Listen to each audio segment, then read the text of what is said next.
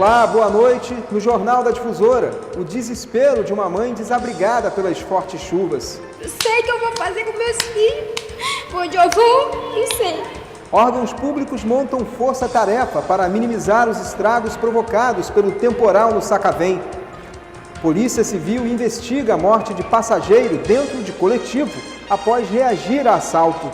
E ainda, deputados estaduais pedem explicações para donos de postos de combustíveis sobre o aumento no preço da gasolina.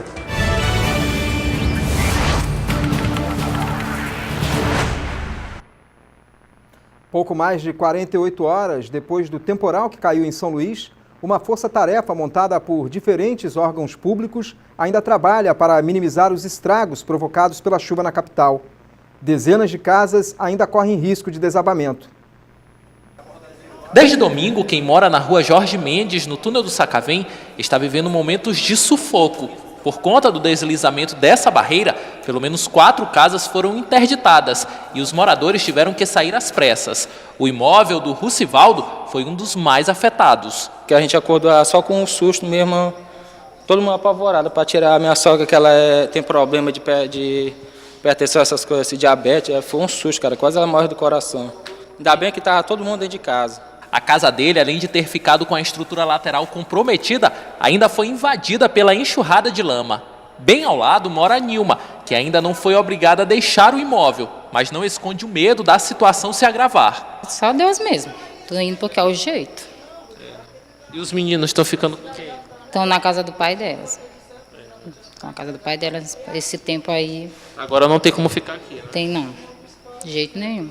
A ação, realizada com o intuito de estabilizar a barreira, foi desencadeada pela Defesa Civil Municipal com o auxílio de bombeiros civis. Aqui foi feito um trabalho paliativo. Além da colocação dessa lona, algumas árvores também foram cortadas. Mas aqui na área o risco ainda é grande. Por conta do solo encharcado, não está descartado que um novo deslizamento possa acontecer. Desde de manhã, na realidade, a gente estamos aí ajudando na montagem das lonas e interdição dos imóveis que estão com risco. No bairro do Sacavém, um dos mais prejudicados pelas fortes chuvas do fim de semana, uma força-tarefa reuniu diversos órgãos que estão avaliando os riscos, além de orientar os moradores sobre o perigo de permanecerem nas áreas atingidas pelo temporal. Nós temos 80 famílias nessa zona de risco, inseridas nessa zona de risco. Porém, 13 em perigo emergencial. Então, a nossa prioridade é fazer a retirada dessas vítimas. A Defensoria Pública do Estado, um dos órgãos envolvidos, levou esse micro-ônibus para realizar atendimentos à comunidade. Essa aproximação com a comunidade nesse momento ela é fundamental. Primeiro, porque a gente consegue identificar quais são os principais problemas. E segundo, eles nos ajudam a levar a outros locais que até então a gente desconhece. E, além disso, faz uma aproximação com o restante da população. E o número de famílias desabrigadas na capital chegou a 120. No Salina do Sacavém, um dos bairros mais atingidos pela chuva, moradores foram obrigados a saírem das casas e agora não sabem o que fazer. Eu sei o que eu vou fazer com meus filhos. Onde eu vou, não sei. Só sei que tá assim a situação. Né? Minha filha de 9 meses. Leite, fralda, massa. Não sei o que eu vou fazer com meus filhos. O choro é de quem deixou para trás o lugar onde vivia e agora não sabe o que fazer. A casa da Janaína, no bairro Salina do Sacavém, ficou alagada, resultado das chuvas que caíram nos últimos dias na capital. A água danificou quase tudo que tinha por aqui. Perdemos a maioria de tudo. Tudo. Meu guarda-roupa ainda tem 5 prestações para pagar e não presta mais. Por conta disso, ela e as filhas precisaram deixar o imóvel e foram para um abrigo montado nesta igreja. Aqui, outras 4 famílias dividem este salão de aproximadamente 100 metros quadrados. E o que não faltam por aqui são histórias de quem perdeu quase tudo. O Nicolas, de apenas 17 dias, ainda não sabe, mas todo o enxoval dele, que os pais compraram com um sacrifício, foi embora com a chuva. Nós se preocupamos em poupar primeiro a nossa vida, né? E dos meus filhos, que eu tenho esse aqui, que está com 17 dias hoje, e tem mais 2, que é a Raiele e o Levi. Aí, com 4 horas da manhã, nós começamos a tirar as coisas, eu tirei logo ela com os meninos, e o que deu para aproveitar, nós tiramos. Quem não teve para onde ir, permanece no imóvel, mas com medo de novos alagamentos. A Irene colocou tijolo embaixo do fogão e da geladeira para tentar salvar os eletrodomésticos. Para não ir embora, para não acabar com minha geladeira, que eu não tenho condição de comprar outra. Bujão está trepado, minhas caixas de som não estão em casa, ainda está na casa alheia, meu rack. Nem todos tiveram a mesma sorte. Eu queria assim que viesse assim, as autoridades viessem olhar para a gente, né? Porque a gente, o pouquinho que a gente tem, perder assim é difícil, né? O número de famílias desabrigadas pelas chuvas na capital já chega a 120. E a Prefeitura, por meio da Secretaria da Criança e Assistência Social, tenta encontrar soluções para todas essas pessoas. Foi ofertado acolhimento nos abrigos que nós temos. E dificilmente alguns querem sair porque toda a vida se dá naquele bairro, naquele entorno. Então alguns já ficam em casa de parentes, ou grupos, igreja, uma relação de amizade. Então, a partir daí é feita a entrega de cestas básicas, que vamos acompanhando com as famílias, e recolhidos os documentos dele para que, paralelo a isso, se faça a forma mais célere a inserção no aluguel social. Daqui a pouco, falta de manutenção ameaça patrimônio histórico no centro de São Luís. E ainda, polícia prende jovem suspeito de participar de morte de passageiro dentro de ônibus.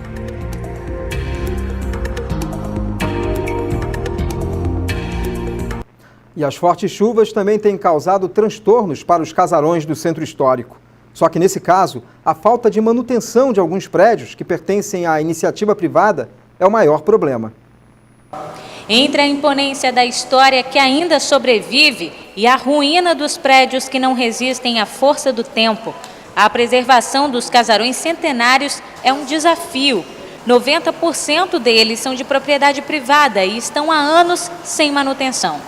Ao todo, 97 imóveis do Centro Histórico de São Luís correm risco de desabar. O levantamento feito em fevereiro faz parte de um monitoramento periódico feito pelo IPHAN e Defesa Civil.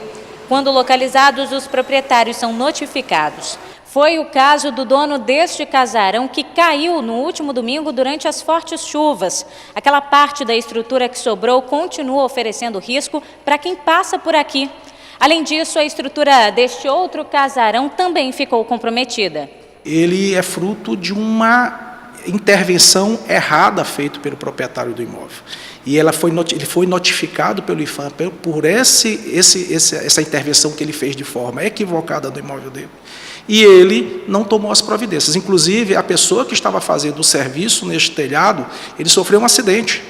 O Manuel mora há 40 anos no casarão que agora compõe a lista dos que não devem ser habitados. Ele falou também que estava comprometido uma parede. Não tenho medo que o meu não vai cair.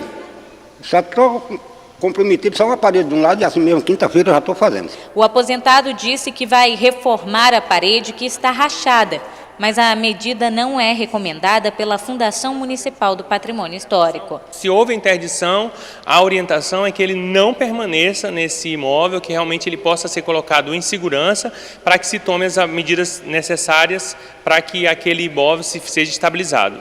Este muro que integra o imóvel, que pertence ao governo do estado, mas é ocupado pelo mestre Amaral, também cedeu. O local foi interditado, mas um grupo de pessoas resiste em sair. Um lugar digno para a gente continuar com o Centro Cultural, porque aqui é um ponto de cultura, que foi reconhecido pelo MINC, pelo Ministério da Cultura, em 2017, como ponto de cultura. Então, é isso que a gente está querendo. E a morte de um passageiro após um assalto a um coletivo na noite dessa segunda-feira aqui na capital segue sob investigação da Superintendência de Homicídios e Proteção à Pessoa. A vítima, identificada como Alexander Dias Rodrigues, de 40 anos, morreu após um disparo de arma de fogo dentro de um ônibus no bairro do Monte Castelo. Segundo as testemunhas e as câmeras de segurança do ônibus, nós podemos notar que a vítima, no momento do crime, que foi anunciado o assalto, ele tentou reagir tomando a arma do autor, no momento que o autor se desvencilhou dele e acabou disparando fatalmente contra este. O principal suspeito é este homem que embarca de camisa branca e com o boné virado para trás. A polícia já está analisando essas imagens para que possa chegar ao autor do crime. Fazendo levantamento no local onde aconteceu o crime, alguns solicitando imagem de câmeras de segurança dos comércios que tem na avenida outras 2 equipes já tentando achar o suspeito, né? Então a gente já está bem adiantado. E ainda neste mês, o motorista de transporte coletivo Alex de Paulo Oliveira morreu vítima de um assalto na Avenida Vitorino Freire, a caminho do trabalho. Essas preocupações estão muito constantes com os trabalhadores. Todos os dias os trabalhadores estão ligando para cá, fazendo contato, pedindo providência, e nós estamos aí aguardando a próxima reunião com o secretário para que a gente possa ver de que forma é que vai ser encaminhada essa situação. Outra preocupação da categoria é com a ideia de implantação nos ônibus de um botão para chamar a atenção da polícia sobre possíveis assaltos, popularmente conhecido como botão do pânico. Os rodoviários não veem com bons olhos essa medida. Uma preocupação muito grande com relação a essa questão do botão do pânico. Entendemos que tudo que vier para ajudar com relação à segurança seja bem-vindo, mas que não venha para expor a imagem, para expor o trabalhador naquele momento ali, porque qualquer movimento que o trabalhador faça, ele vai ser alvo na mão dos bandidos. E pelo menos 2 homens estão envolvidos na morte do passageiro Alexandre Rodrigues. Um deles foi preso hoje. Os detalhes com o repórter Hugo Viegas. José Benedito Maranaldo Júnior, de 19 anos, foi apresentado agora à tarde aqui na Superintendência de Homicídios e Proteção à Pessoa. De acordo com a polícia, ele confessou que fez parte da ação que resultou na morte de um passageiro com um tiro na cabeça na noite de ontem, no bairro do Monte Castelo, na Avenida Getúlio Vargas, aqui em São Luís. Ainda segundo as informações repassadas pelo delegado responsável pelo caso, o Maranaldo já tem 4 passagens pela polícia por roubo e estava usando tornozeleira eletrônica. Ele confessou a participação e também identificou o comparsa que seria o autor dos disparos. A polícia agora está em busca de capturar esse outro suspeito. Maranaldo foi autuado em flagrante. Hugo Viegas para o Jornal da Difusora. E daqui a pouco, alimentos sofrem alta no preço e preocupa consumidores na cidade de Caxias. E ainda, deputados estaduais debatem sobre o aumento da gasolina com donos de postos de combustíveis.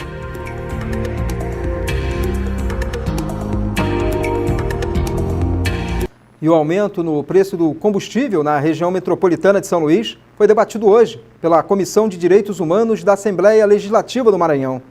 A comissão queria saber por que há registro de postos em todo o estado cobrando o mesmo valor, cerca de R$ 4,19 pelo litro da gasolina, por exemplo. Um aumento quase que diário vem sendo registrado. É uma reunião de extrema importância, podemos ouvir o presidente do Sindicato de Postos de Combustíveis. Esse é o papel da Assembleia, esse é o papel do deputado, fiscalizar, demonstrar que a lei existe e deve ser cumprida por todos. Ninguém está acima da lei. O aumento do combustível, não só no Brasil, como também no Maranhão, ele está muito associado à nova política do governo federal que liberou o ajuste dos preços dos combustíveis de acordo com a variação do barril do petróleo e do dólar. Havia uma estimativa de aumento de 8 centavos no preço dos combustíveis, só que a elevação na bomba girou em torno de 20 centavos, bem mais caro do que o previsto. Nós teremos o debate prorrogado para outros momentos, talvez audiências públicas, e já temos aí um sinal de que poderemos ir por um caminho para que haja um preço melhor para o consumidor final. O presidente do Sindicato dos Postos de Combustíveis garantiu que os valores não estão sendo combinados entre os empresários e o aumento não está sendo abusivo. O Maranhão é o mais barato do Nordeste e nós temos entre os 5 mais baratos do Brasil. Então, assim, a gente não consegue nem repassar os aumentos. Isso devido à concorrência, o mercado muito competitivo e tal. E deixa muito claro que não existe qualquer forma de cartel no Maranhão. Ainda sobre a polêmica envolvendo o aumento dos preços de combustíveis nos postos aqui da capital São Luís, há a possibilidade nos próximos dias da realização de uma audiência pública aqui na Assembleia. E em Caxias, os gêneros alimentícios sofreram alta no valor e esse aumento tem preocupado os consumidores. Vai e vem de consumidores no supermercado. Parece tudo normal. Mas para quem deseja garantir os produtos considerados básicos da Semana Santa, é preciso pesquisar muito. Enquanto o consumo de carne segue baixo, o preço do ovo registrou alta superior a 10% no mercado brasileiro. Nos últimos 4 meses, o valor do produto só vem crescendo. Mesmo assim, o período da quaresma e a preferência do consumidor por proteínas mais baratas ajudam a explicar essa valorização. Para quem quer garantir o ovo para as tradicionais tortas, a cartela do branco custa em média R$ 10,90. Outro produto que está com preço bem salgado é o feijão carioca, antes encontrado a R$ 3,90 e R$ 4,00. Agora, praticamente R$ 8,00. Em relação às verduras, o preço do tomate disparou para R$ 6,00. A dona Tereza faz como pode para levar o produto para casa. Eu pesquiso, vou em várias lojas, aí depois eu volto comprando. Esses são apenas alguns dos produtos que tiveram alta, sem levar em conta o valor dos pescados, como o bacalhau, o camarão e o tradicional peixe, que costuma ser um dos mais procurados. Para este aposentado, tanto o reajuste nessa época assusta. Simplesmente, eles aumentam abusivo quando chega a época da quaresma. Se sardinha aumenta 20%, ovo aumenta 10%, o bacalhau tanto, será que está certo? São irresponsabilidade dos produtores brasileiros. E para o consumidor que tem poder de compra bem mais baixo, o jeito é ter jogo de cintura para, na hora de pagar, não comprometer o restante do orçamento. Bom, essas e outras notícias você confere no portal MA10. Muito obrigado pela sua audiência. Fique a seguir com o SBT Brasil. Uma boa noite e até amanhã.